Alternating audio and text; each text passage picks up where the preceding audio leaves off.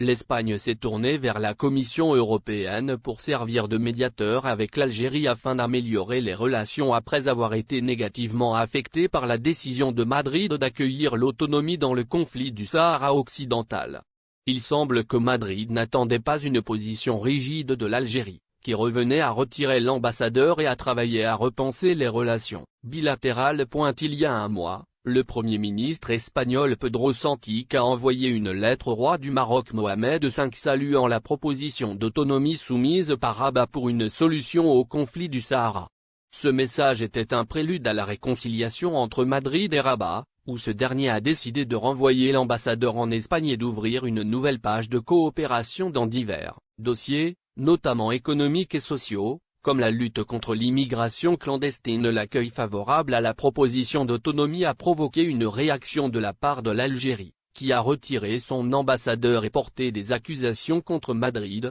y compris ce qu'elle considérait comme trahison des Sahraouis. Dans le même temps, l'Algérie a annoncé déclasser et renforcer ses relations avec l'Espagne et avec de nouveaux pays européens, principalement l'Italie. Elle a également décidé d'augmenter les prix du gaz exporté vers l'Espagne, et de ne plus recevoir d'immigrants algériens expulsés de ce pays européen. Entre autres décisions, l'Algérie parie sur l'Italie pour exporter du gaz vers l'Europe au lieu de l'Espagne. Dans le cadre de la recherche d'une amélioration des relations, le journal Confidential a rapporté samedi de cette semaine que le ministre espagnol des Affaires étrangères Manuel Alpari avait eu recours aux représentants de la politique étrangère et de la défense à la Commission européenne Josep Borrell pour médiation, après que l'Algérie eut refusé de répondre à l'appel de ce diplomate espagnol. Le journal numérique met en lumière la rencontre de Borrell avec le ministre algérien des Affaires étrangères Ramtan Lamamra au Qatar à la fin du mois dernier pour aborder la crise algéro-espagnole.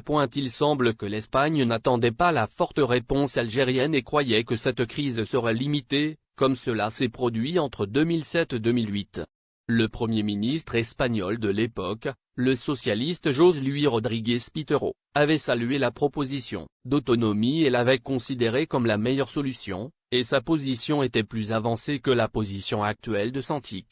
L'Algérie protesta à l'époque et augmenta de 20% le prix du gaz exporté vers l'Espagne, profitant de certaines dispositions de l'accord d'exportation, mais elle ne retirait pas son ambassadeur. Au contraire, la coopération bilatérale entre les deux pays se poursuivait dans divers secteurs, notamment la poursuite de la construction du gazoduc entre l'Algérie et le sud de l'Espagne, Medga, qui a remplacé le gazoduc Maghreb Arabe-Europe qui passe par le Maroc et a été abandonné fin octobre dernier. L'Algérie a demandé à l'Espagne des éclaircissements sur sa nouvelle position sur le Sahara, et Madrid souligne l'absence de changement fondamental de sa position, mais se félicite plutôt de l'autonomie dans le cadre des résolutions des Nations Unies et lie la solution finale à l'accord du Maroc et du Front Polisario. Cependant, cette position ne convainc pas beaucoup l'Algérie, qui souhaite que l'Espagne lui retire son accueil à l'autonomie, d'autant plus qu'elle est l'ancienne puissance coloniale.